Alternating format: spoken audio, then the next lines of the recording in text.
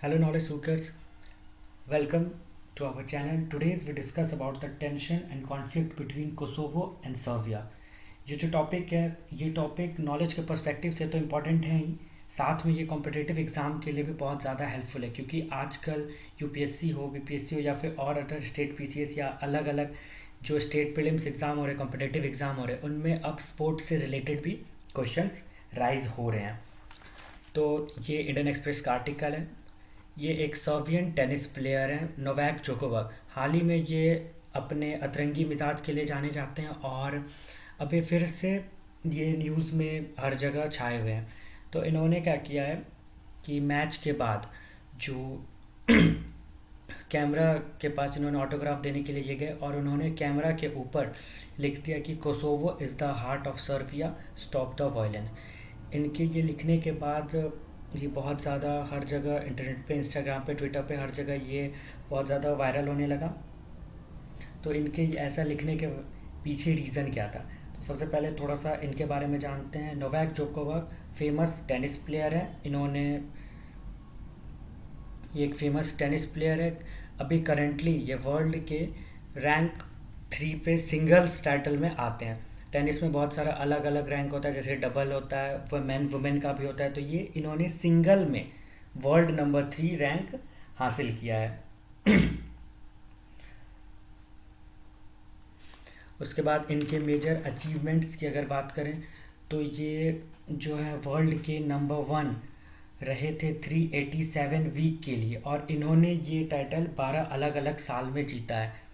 ये वर्ल्ड के मतलब एंड के ईयर के एंड में नंबर 1 का रिकॉर्ड 7 बार इन्होंने जीता है।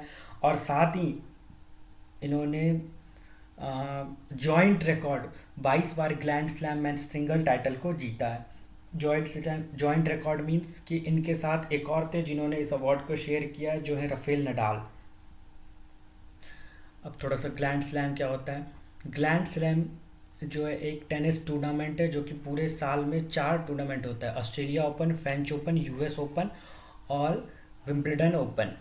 इन चारों ओपन को जो भी प्लेयर एक साल में ये चारों जीतता है उसको ग्रैंड स्लैम टाइटल दिया जाता है। जो ऑस्ट्रेलिया ओपन है ये जनवरी में हेल्ड होता है और ये हार्ड कोर्ट पे खेला जाता है। जो फ्रेंच ओपन है ये लेट मई में होता है और अर्ली जून में, और ये क्ले कोर्ट पे ये खेला जाता है। जो विंबलडन ओपन है ये लेट जून से लेके अर्ली जुलाई के बीच में होता है, और जो इसका ग्राउंड होता है ग्रास कोर्ट होता है। और ये सबसे पुराना टूर्नामेंट है और इसको सबसे पहले 1877 में किया गया था। उसके बाद यूएस ओपन जो अगस्त सितंबर में खेला जाता है और ये हार्ड कोर्ट पे खेला जाता है, और ये सबसे पहले 1881 में स्टार्ट किया गया था। तो सबसे पुराना है हमारा विंबलडन ओपन, फिर उसके बाद है यूएस ओपन, उसके बाद फिर हमारा आ जाता है फ्रेंच ओपन, और लास्ट में आता है ऑस्ट्रेलिया ओपन। तो ये इस तरह है। पहली बार 1925 में ये ऐड किया गया था कि जो भी इन चारों टाइटल्स को जीतता है उसको grand slam title of the year मिलेगा। तो सबसे पहले ग्रैंड स्लैम टाइटल 1925 में शुरू हुआ था। अब जो कॉन्फ्लिक्ट का रीज़न है, कारण है सर्बिया और कोसोवो में, वो बताता हूँ मैं। सबसे पहले तो सर्बिया और कोसोवो का थोड़ा सा लोकेशन जान लेते हैं। सर्बिया और कोसोवो दोनों यूरोपियन कॉन्टिनेंट में आते हैं। सर्बिया और कोसोवो दोनों जो कंट्रीज़ हैं ये एड्रियाटिक सी से मतलब इनका एड्रियाटिक सी से कोई कनेक्शन नहीं है। एड्रियाटिक सी से इनका कोई स्टेट कंट्री का कोई बाउंड्री नहीं है, तो ये ओशन से अटैच नहीं है। इनके neighbourhood country Hungary, Croatia, Romania, Bosnia, Bulgaria, Macedonia, Albania और ग्रीस, ये इनके नेबरहुड कंट्रीज़ हैं। एक टाइम में बहुत पहले ये सारे कंट्रीज यूगोस्लाविया का पार्ट हुआ करते थे, जिसका कैपिटल जो है वो बेलग्रेड हुआ करता था। अभी करंटली सर्बिया का कैपिटल बेलग्रेड है। कोसोवो ने 2008 में ही अपनी इंडिपेंडेंस सर्बिया से डिक्लेयर कर दी थी, लेकिन सर्बिया कोसोवो को अभी भी इंडिपेंडेंट स्टेट नहीं मानता। सर्बिया रिकॉग्नाइज ही नहीं करता कोसोवो को। अब जो वॉयलेंस का मेन कारण है, ये कारण तब हुआ जब वहाँ पे लोकल मेयर के इलेक्शन होना स्टार्ट किए। जो ये कोसोवो का पार्ट है, कोसोवो जो है सर्बिया के नॉर्थ में आता है यहाँ पे, और यहाँ पे सर्ब पॉपुलेशन ज़्यादा है। और जो सर्ब पॉपुलेशन है वह पूरे कोसोवो में तो माइनॉरिटी में है, बट जो इनका सदर्न पार्ट नॉर्दर्न पार्ट है कोसोवो का, उसमें ये सर्ब पॉपुलेशन ज़्यादा है। ओवरऑल कोसोवो में अल्बेनियन पॉपुलेशन है। तो जो रीज़न वायलेंस का कारण था वो बहुत पहले से ही सर्ब्स और अल्बेनियन में कॉन्फ्लिक्ट देखा गया था, लेकिन अभी हाल फिलहाल में क्या हुआ था कि वहाँ पे ना मेयर्स के इलेक्शन होने थे, और इलेक्शन होने के बाद अल्बेनियन जीत गए और वो वहाँ पे काउंसिल में ज़बरदस्ती गवर्न करने लगे। जबकि इस इलेक्शन को सर्बिया ने अप्रैल में ही बॉयकॉट कर दिया था, उसके बावजूद भी ये चीज़ें यहाँ पे हो रही थी। तो सिर्फ ये एक रीज़न नहीं है कॉन्फ्लिक्ट का, इन दोनों के बीच में एथनिक क्लैश भी, रिलीजियस क्लैश भी बहुत पहले से था। जो सर्ब्स लोग होते हैं ये ईस्टर्न ऑर्थोडॉक्स क्रिश्चियन होते हैं, जो कि ये पॉपुलेशन रशिया में भी पाई जाती है। और जो अल्बेनियन होते हैं ये मेजॉरिटी मुस्लिम्स हैं।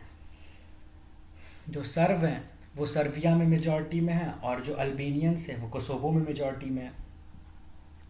अब थोड़ा सा बात करते हैं हिस्टोरिकल इंसिडेंट में।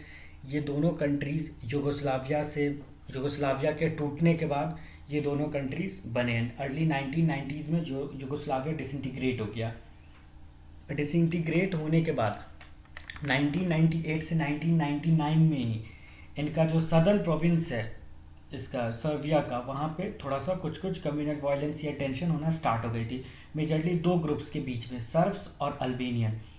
1998 में जो एथनिक अल्बेनियन है उन्होंने एक लिबरेशन आर्मी बनाई, और जिनका एम ये था 1998 में कोसोवो अल्बेनियंस ने एक लिबरेशन आर्मी बनाया, और जिनका एम ये था कि सर्बियन गवर्नमेंट को कोसोवो से हटाना और ये इनको एक इंडिपेंडेंट कंट्री घोषित करना।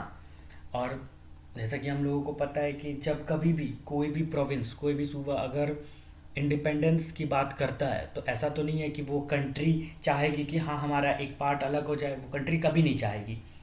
फॉर एग्जांपल अगर इंडिया का ही कोई स्टेट अभी अगर कह दे कि हाँ हमें इंडिपेंडेंट होना है इंडिया से, तो इंडिया तो कभी नहीं चाहेगा कि वो अलग हो।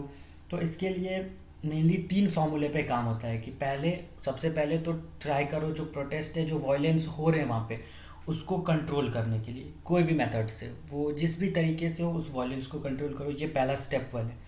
स्टेप 2 कि फिर डायलॉग, एक दूसरे के बीच में बातचीत हो, गवर्नमेंट और जो लोग रिवेलियन है या जो लोग अगेंस्ट हैं या जो लोग डिमांड करें उनके बीच में बातें हो, डायलॉग शेयर हो, उनके क्या डिमांड्स है उनको सुना जाए, उनको फुलफ़िल किया जाए।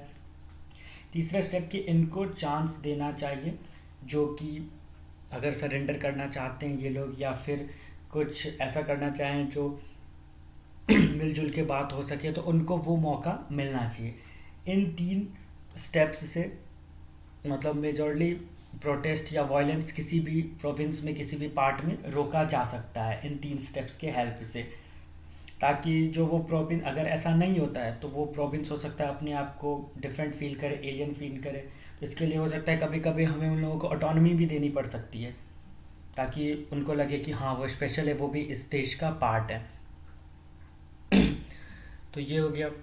उसके बाद फिर सर्बियन आर्मी मिलोसेविक के अंडर, इन्होंने भी अपना जो है कोसोवो के जो आर्मी, कोसोवो का लिबरेशन आर्मी था, उनके अगेंस्ट सर्बियन आर्मी ने वॉर शुरू कर दिया, जिसके लीडर थे मिलोसेविक, सॉल्वोडॉन मिलोसेविक। जब ये कॉन्फ्लिक्ट बहुत ज़्यादा हो गया, जिसमें आर्मी का इंटरवेंशन बहुत ज़्यादा हो गया, इसके बाद नेटो को यहाँ पे इंटरवेन करना पड़ा। नेटो के इंटरवेन के बाद 78 डेज़ का नेटो का काउंटर अटैक चला। उसके बाद वो कहीं ना कहीं जाके इस मामले को कंट्रोल कर सके। स्टार्टिंग में तो मिलोसेविक ने अपने, जैसे नेटो के आने के बाद मिलोसेविक ने अपनी सप्रेशन को और तेज़ कर दिया था, लेकिन कुछ टाइम बाद उन्हें लगा कि अब रुकना चाहिए। अगर अब नहीं रुके तो फिर वो बच नहीं पाएंगे, क्योंकि नेटो बहुत ज़्यादा स्ट्रॉन्ग फोर्स है। इस वजह से तो 78 डेज़ के काउंटर अटैक के बाद नेटो ने मामले को कंट्रोल किया, दबाया। इसके बाद फिर मिलोसेविक ने अपने ट्रूप्स को, अपने पुलिस ऑफिसर्स को कोसोवो प्रोविंस से वापस लिया, और उन्होंने जून 1999 में सर्बिया को कोसोवो को सर्बिया ने इंटरनेशनल एडमिनिस्ट्रेशन घोषित कर दिया, लेकिन इसके बाद भी उन्होंने कोसोवो को एक इंडिपेंडेंट कंट्री का स्टेटस नहीं दिया। नेटो के वजह से सर्बिया को इंटरनेशनल एडमिनिस्ट्रेशन तो देना पड़ा, लेकिन उन्होंने अभी तक कोसोवो को इंडिपेंडेंट कंट्री नहीं माना है। उसके बाद यूएस और यूरोपियन यूनियन के कंट्रीज़, जापान, ऑस्ट्रेलिया, ये लोग मानते हैं कि कोसोवो एक इंडिपेंडेंट कंट्री है और यहाँ पे अपना इनका सब कुछ इंडिपेंडेंट होना चाहिए। लेकिन कुछ कंट्रीज़ ऐसे भी है जो अभी भी कोसोवो को सर्बिया का ही पार्ट मानते हैं, जैसे कि चाइना, रशिया। ये लोग अभी भी कोसोवो को इंडिपेंडेंट नेशन नहीं मानते, ये लोग अभी भी इनको सर्बिया का ही पार्ट मानते हैं। इसके बाद वॉर ख़त्म होने के बाद, सब कुछ के बाद, जो सर्बियन लीडर्स हैं मिलोसेविक, इनको यूएस के तरफ से वॉर क्रिमिनल घोषित कर दिया गया और इनके ऊपर वॉर क्राइम का मुकदमा चलाया गया। Thank you. ये जो सोर्स है ये हमने इंडियन एक्सप्रेस से लिया है।